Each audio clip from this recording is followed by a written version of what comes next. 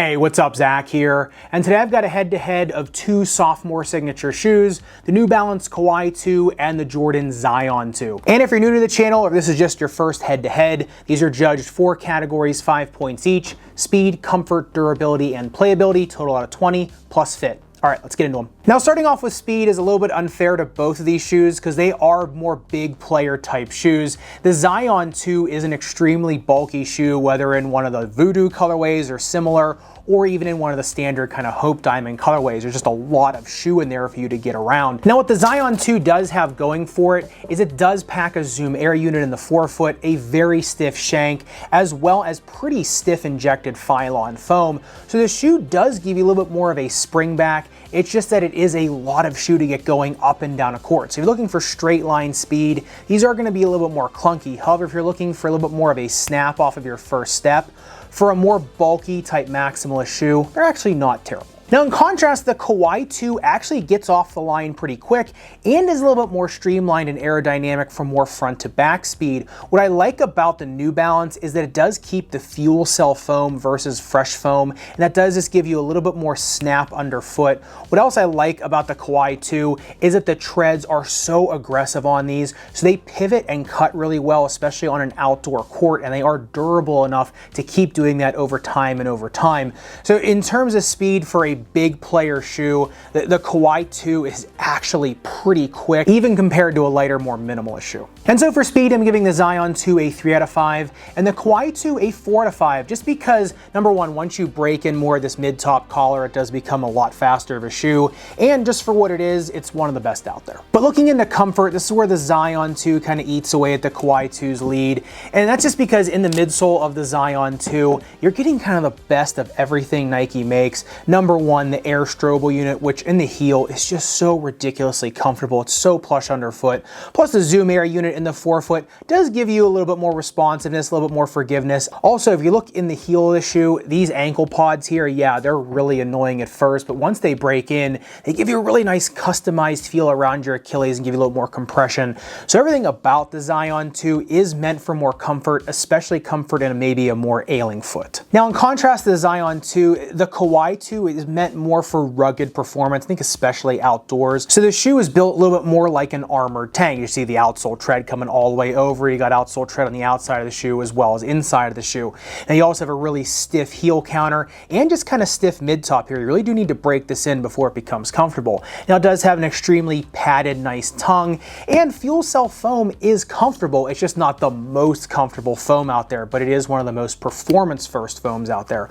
Also, the Kawhi 2 has a pretty long and stiff shank, which is going to give the shoe incredible durability, especially if you're pounding these on outdoor courts.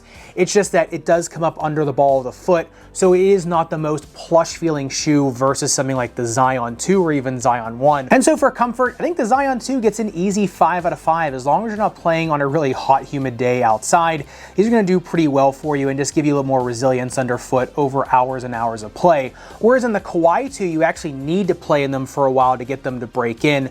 So I kind of went back and forth on these, but I think I'm giving these a 3.5 out of 5 in terms of comfort, just because once you do break them in, they do become very comfortable, and they are high enough that you can put an orthotic in these comfortably and get a lot more comfort. So I'd say alone, they're a 3 out of 5. With an orthotic in there, they're an easy 4 out of 5 for comfort. And in terms of how much you can beat either of these two shoes up, when it comes to durability, the Kawhi 2 is easily one of the best out on the market right now. The outsole tread is rock solid. Even the translucent rubber is rock hard. The shank on these is long and really broad, so it protects that fuel cell foam. And the uppers are all double reinforced. So you got a double reinforced heel counter, double reinforced forefoot. You know, the tongue is double padded. So everything in these is like a NASA rocket. There's just redundancy after redundancy in these. So if this were a video, the most durable shoes of this year, the Kawhi 2 would be an easy number 1. Now the Zion 2 does have enough protection in the midsole, which are pretty decently durable materials as long as they don't pop. The one thing about the Zions is the tread is so thin and narrow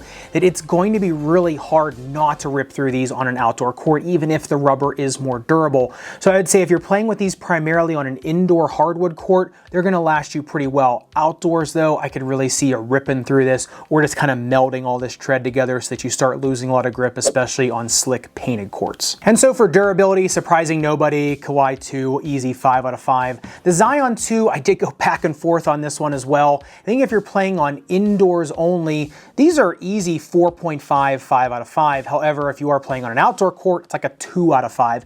So I'd say we'll split the difference and say 3.5 out of 5, because on an outdoor court, I just really wouldn't recommend that tread, and on an indoor court, they'll do just fine. And last but not least, playability. Both these shoes are marketed towards similar players. The Zion 2 does have a lot of snap and pop in that midsole. You can really get up for rebounds, jump shots, even dunks, layups really easily in this shoe. That first step in these just does feel awesome when coming down after repeat layup. Your foot still does feel fresh after hours on court.